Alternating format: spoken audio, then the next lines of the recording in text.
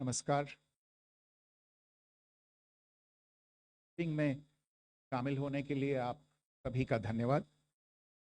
जैसा कि आप सभी जानते हैं, 22 अप्रैल 2025 को लश्कर तैयबा से संबंधित पाकिस्तानी और पाकिस्तान प्रशिक्षित आतंकवादियों ने भारत में जम्मू और कश्मीर के पहलगाम में भारतीय पर्यटकों पर बर्बरतापूर्ण हमला किया।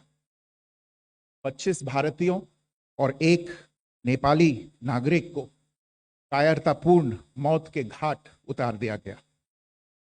मुंबई के 26 नवंबर 2008 के हमलों के बाद यह भारत में हुई किसी आतंकवादी हमले में मारे गए आम नागरिकों की संख्या की दृष्टि से सबसे गंभीर घटना है। पहलगाम का हमला अत्यधिक बर्बरतापूर्ण था, जिसमें वहां मौजूद लोगों को करीब से और उनके परिवारों के सामने सिर पर गोली मारी गई। हत्या के इस तरीके से परिवार के सदस्यों को जानबूझकर आघात पहुंचाया गया। साथ ही उन्हें यह नसीहत भी दी गई कि वे वापस जाकर इस संदेश को पहुंचा दें। यह हमला स्पष्ट रूप से जम्मू और कश्मीर में बहाल हो रही सामान्य स्थिति को बाधित करने के उद्देश्य से किया गया था। चूंकि पर्यटन फिर से अर्थव्यवस्था का मुख्य आधार बन रहा था, इस हमले का मुख्य उद्देश्य इसे प्रतिकूल रूप से प्रभावित करना था। पिछले वर्ष आप सभी जानते हैं, 2.25 करोड़ से अधिक पर्यटक कश्मीर आए थे।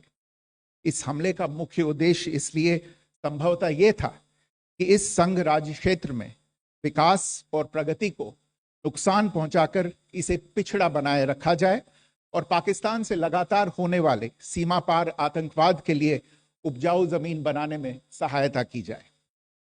हमले का यह तरीका जम्मू और कश्मीर और शेष राष्ट्र दोनों में सांप्रदायिक दंगे भड़काने के उद्देश्य से भी प्रेरित था।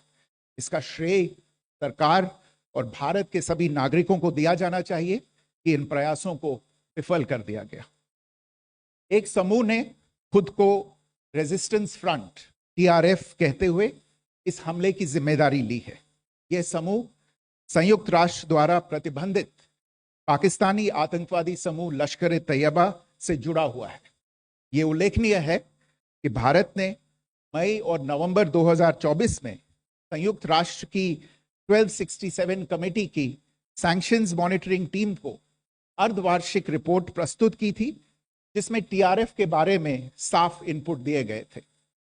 इससे पाकिस्तान स्थित आतंकवादी समूहों के लिए कवर के रूप में TRF की भूमिका सामने आई थी। इससे पहले भी दिसंबर 2023 में भारत ने इस टीम को लश्कर तैयबा और जैश ए मोहम्मद के बारे में सूचित किया था, जो टीआरएफ जैसे छोटे आतंकवादी समूहों के माध्यम से अपनी गतिविधियों को संचालित कर रहे हैं। इस संबंध में 25 अप्रैल को यूएन सिक्योरिटी काउंसिल प्रेस वक्तव्य में टीआरएफ के संदर्भ को हटाने के लिए पाकिस्तान के दबाव पर भी ध्यान दिया जाना चाहिए। पहलगाम आतंकवादी हमले की जांच से पाकिस्तान के साथ आतंकवादियों के संपर्क उजागर हुए हैं। रेजिस्टेंस फ्रंट द्वारा किए गए दावे और लश्कर तैयबा से ज्ञात सोशल मीडिया हैंडल द्वारा इसको रीपोस्ट किया जाना इसकी पुष्टि करता है। चश्मदीद गवाहों और विभिन्न जांच एजेंसियों को उपलब्ध अन्य सूचनाओं के आधार पर हमलावरों की पहचान भी हुई है। हमारी इंटेलिजेंस ने इस टीम के योजनाकारों और उनके समर्थकों की जानकारी जुटाई है। इस हमले की रूपरेखा भारत में सीमा पार आतंकवाद को अंजाम देने के पाकिस्तान के लंबे ट्रैक रिकॉर्ड से भी जुड़ी हुई है, जिसके लिखित और स्पष्ट दस्तावेज उपलब्ध हैं। पाकिस्तान दुनिया भर में आतंकवादियों के लिए एक शरण स्थल के रूप में पहचान बना चुका है। यहां अंतर्राष्ट्रीय स्तर पर प्रतिबंधित आतंकवादी सजा पाने से बचे रहते हैं। इसके अलावा पाकिस्तान ने इस मुद्दे पर विश्व और फाइनेंशियल एक्शन टास्क फोर्स जैसे अंतर्राष्ट्रीय मंचों को जानबूझकर गुमराह करने के लिए भी जाना जाता है। साजिद मीर का मामला, जिसमें इस आतंकवादी को पाकिस्तान ने मृत घोषित कर दिया था और फिर अंतर्राष्ट्रीय दबाव के परिणाम स्वरूप वो जीवित पाया गया, इसका सबसे स्पष्ट उदाहरण है। यह स्वाभाविक है कि पहलगाम में हुए इस हमले से जम्मू और कश्मीर के साथ साथ भारत के अन्य भागों में भी आक्रोश देखा गया। हमलों के बाद भारत सरकार ने स्वाभाविक रूप से पाकिस्तान के साथ संबंधों को लेकर कुछ कदम उठाए। आप सभी उन निर्णयों से अवगत हैं जिसकी घोषणा 23 अप्रैल को की गई थी। तथापि यह आवश्यक समझा गया कि 22 अप्रैल के हमले के अपराधियों और उनके योजनाकारों को न्याय के कटघरे में लाया जाए। हमलों के एक पखवाड़े के बाद भी पाकिस्तान द्वारा अपने क्षेत्र या अपने नियंत्रण वाले क्षेत्रों में आतंकवादियों की इंफ्रास्ट्रक्चर के विरुद्ध कार्यवाही करने के लिए कोई स्पष्ट कदम नहीं उठाया गया है। उल्टे वो इनकार करने और आरोप लगाने में ही लिप्त रहा है। पाकिस्तान आधारित आतंकवादी मॉड्यूल्स पर हमारी खुफिया निगरानी ने संकेत दिया है कि भारत के विरुद्ध आगे भी हमले हो सकते हैं। अतः इनको रोकना और इनसे निपटना दोनों को बेहद आवश्यक समझा गया।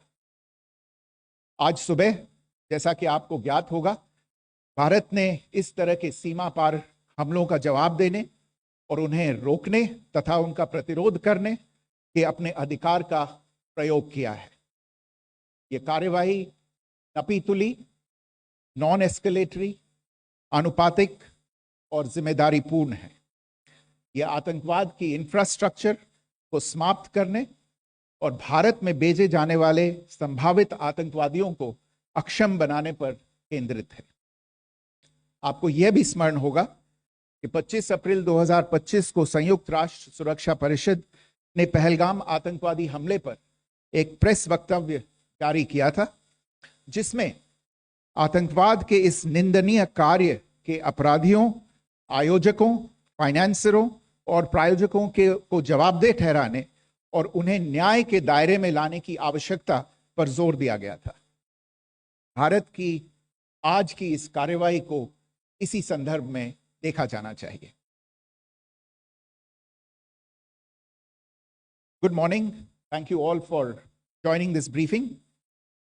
As you are all aware, on April 22, 2025, Pakistani and Pakistan-trained terrorists belonging to the Lashkar-e-Taiba carried out a savage attack on Indian tourists at Pahalgam in Jammu and Kashmir in India. They murdered 26 people, including one national of Nepal, causing the largest number of civilian casualties in a terrorist attack in India since the 26 November 2008 attacks in Mumbai. The attack in Pahalgam was marked by extreme barbarity, with the victims mostly killed with headshots from close range and in front of their families. Family members were deliberately traumatized through the manner of the killing, accompanied by the exhortation that they should take back the message. The attack was clearly driven by the objective of undermining the normalcy returning to Jammu and Kashmir. In particular, it was designed to impact the mainstay of the economy, tourism, with a record 23 million tourists visiting the valley last year. The calculation, presumably, was that harming growth and development in the Union Territory would help keep it backward and create fertile ground for continued cross-border terrorism from Pakistan. The manner of the attack was also driven by an objective of provoking communal discord, both in Jammu and Kashmir and the rest of the nation. It is to the credit of the government and the people of India that these designs were foiled. A group calling itself the Resistance Front has claimed responsibility for the attack. This group is a front for the UN-proscribed Pakistani terrorist group Lashkar-e-Taiba. It is notable that India had given inputs about the TRF in the half-yearly report to the monitoring team of the UN's 1267 Sanctions Committee in May and November 2024, bringing out its role as a cover for Pakistan-based terrorist groups. Earlier too, in December 2023, India had informed the monitoring team about Lashkar and Jaish-e-Mohammed operating through small terror groups such as the TRF. Pakistan's pressure to remove references to TRF in the April 25 UN Security Council press statement is notable in this regard. Investigations into the Pahalgam terror attack have brought out the communication notes of terrorists in and to Pakistan. The claims made by the Resistance Front and their reposting by known social media handles of the Lashkar-e-Taiba speak for themselves. Identification of the attackers based on eyewitness accounts as well as other information available to law enforcement agencies has also progressed. Our intelligence has developed an accurate picture of the planners and backers of this team. The features of this attack also tie in with Pakistan's long track record of perpetrating cross-border terrorism in India, which is well documented and beyond question. Pakistan also has a well-deserved reputation as a haven for terrorists from around the world, with internationally proscribed terrorists enjoying impunity there. In addition, Pakistan has been known to willfully mislead the world and international forums, such as the Financial Action Task Force, on this issue. The Sajid Mir case, in which this terrorist was declared dead and then, in response to international pressure, brought back to life, found alive and arrested, is the most glaring example. The latest attack in Pahalgam has understandably generated deep anger in Jammu and Kashmir and in other parts of India. Following the attacks, the government of India naturally responded with a set of initial measures relating to our engagement with Pakistan. You're all aware of the decisions that were announced on the 23rd of April. However, it was deemed essential that the perpetrators and planners of the 22nd April attack be brought to justice. Despite a fortnight having passed since the attacks, there has been no demonstrable step from Pakistan to take action against the terrorist infrastructure on its territory or on territory under its control. Instead, all it has indulged in are denials and allegations. Our intelligence monitoring of Pakistan-based terrorist modules indicated that further attacks against India were impending. There was thus a compulsion both to deter and to preempt. Earlier this morning, as you would be aware, India exercised its right to respond and preempt as well as deter more such cross-border attacks. These actions were measured, non-escalatory, proportionate, and responsible. They focused on dismantling the terrorist infrastructure and disabling terrorists likely to be sent across to India. You would also recall that the Security Council on 25th April 2025 had issued a press statement on the Pahalgam terror attack, underlining and I quote, the need to hold perpetrators, organizers, financiers, and sponsors of this reprehensible act of terrorism accountable and bring them to justice, unquote.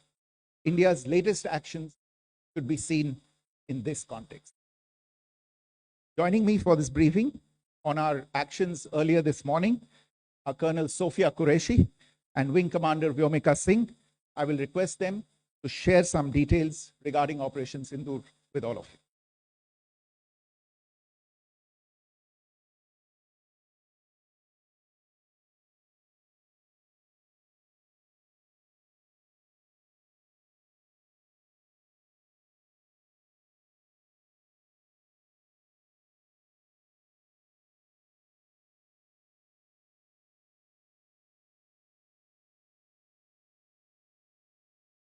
प्रभात देवियों और सज्जनों, मैं colonel Sophia Qureshi और मेरे साथ wing commander Vyomika Singh आज आपको 6 से 7 मई 2025 की रात 1:05 से 1:30 बजे के बीच भारतीय सशस्त्र बलों द्वारा अंजाम दिए गए ऑपरेशन सिंदूर के बारे में जानकारी देंगे।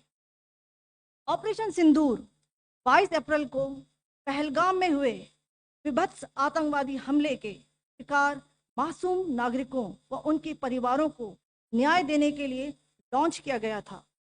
इस कार्रवाई में 9 टेररिस्ट कैंप्स को टारगेट किया गया और पूरी तरह से इसे बर्बाद किया गया।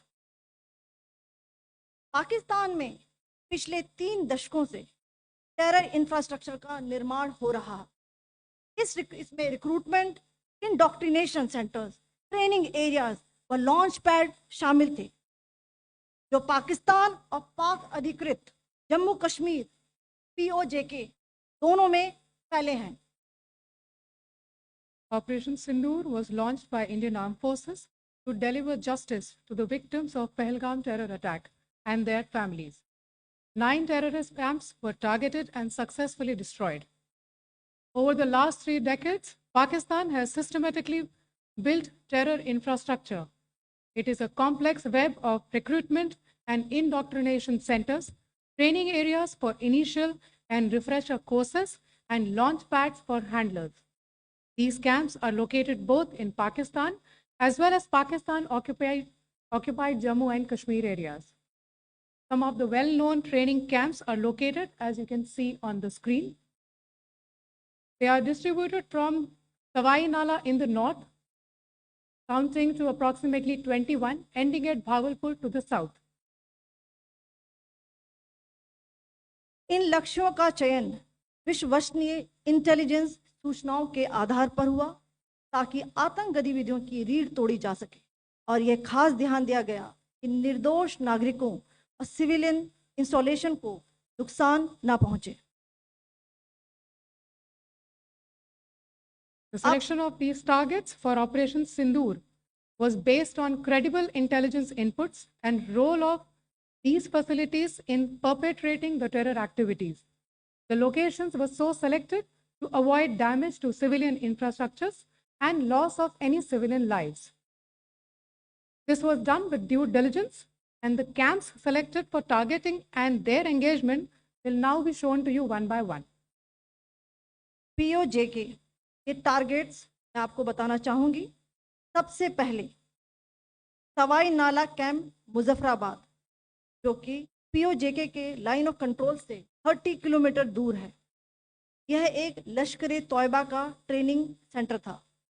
20 अक्टूबर 2024 सोनमर्ग, 24 अक्टूबर 24 गुलमर्ग, 22 अप्रैल 2025 पहलगाम, इन हमलों के आतंकियों ने यहीं से प्रशिक्षण लिया था। सैयदना बिलाल कैंप जफराबाद, यह एक जैश ए मोहम्मद का स्टेजिंग एरिया है। यह हथियार, विस्फोटक और जंगल सर्वाइवल ट्रेनिंग का केंद्र भी था। गुलपुर कैंप कोटली, यह LOC से 30 किलोमीटर दूर था। लश्कर तोयबा का बेस था, जो रजौरी पुंछ में सक्रिय था। 20 अप्रैल 2023 को पुंछ में और 9 जून 24 को तीर्थ यात्रियों के बस हमले में यहीं से आतंकी को ट्रेन किया गया था।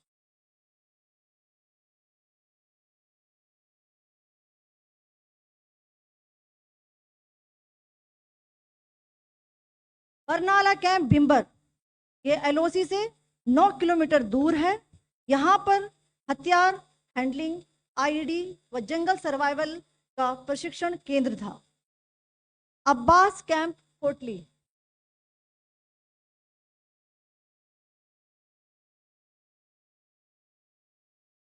यह एलओसी से 13 किलोमीटर दूर है। लश्कर तौयबा का फिदाइन यहाँ तैयार होता था। इसकी कैपेसिटी 15 टेररिस्ट को ट्रेन करने की थी।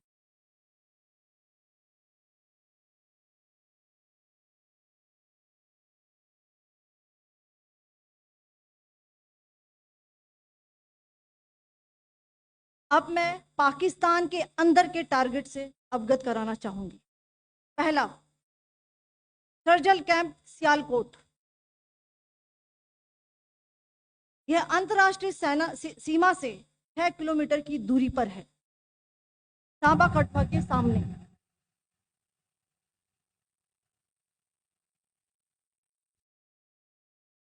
मार्च 2025 में जम्मू एंड कश्मीर पुलिस के 4 जवानों को जो हत्या की गई थी, उन आतंकवादियों को इसी जगह पर ट्रेन किया गया था। दूसरा, महमूना जाया कैंप सियालकोट। यह 18 से 12 किलोमीटर आईबी से दूर था। हिजबुल मुजाहिदीन का बहुत बड़ा कैंप था। ये कठुआ जम्मू क्षेत्र में आतंक फैलाने का नियंत्रण केंद्र था। पठानकोट एयरफोर्स बेस पर किया गया हमला भी इसी कैंप से प्लान और डायरेक्ट किया गया था। मरकज ताइबा मुरीद के, यह आईबी से 18 से 25 किलोमीटर दूरी पर है। 2008 के मुंबई हमले के आतंकी भी यहीं से प्रशिक्षित हुए थे। अजमल कसब और डेविड हेडली भी यहाँ ट्रेन हुए थे।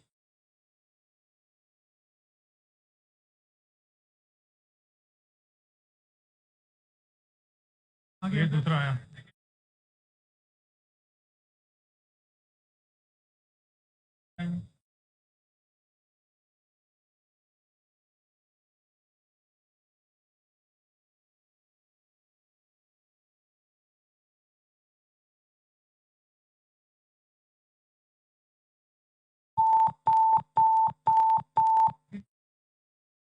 एंक्लोजर सेम ही है। Just hit the target.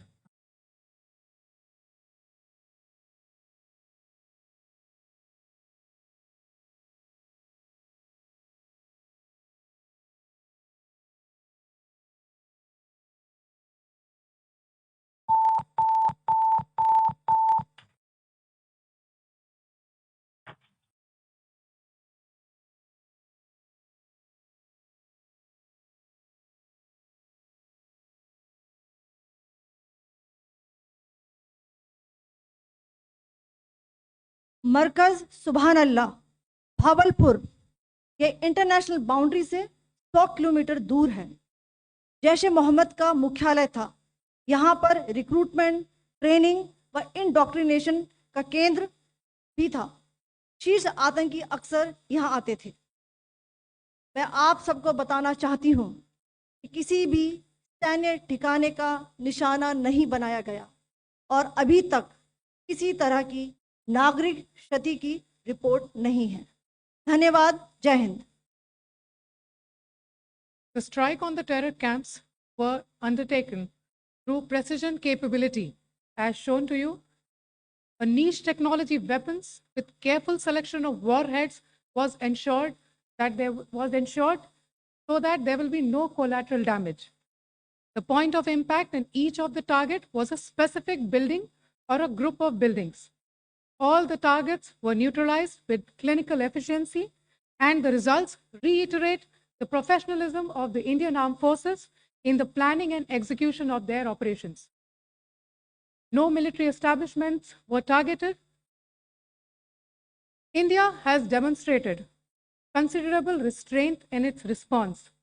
However, it must be said that the Indian Armed Forces are fully prepared to respond to Pakistani misadventures, if any, that will escalate the situation. Jai Hind, and thank you very much. Ladies and gentlemen, friends in the media, I ask your indulgence today in view of the fact that this is still an evolving situation. We will therefore not be able to take questions and answers today, but we will come back for more updates and more briefings shortly. Thank you all very much for joining us this morning. Thank you.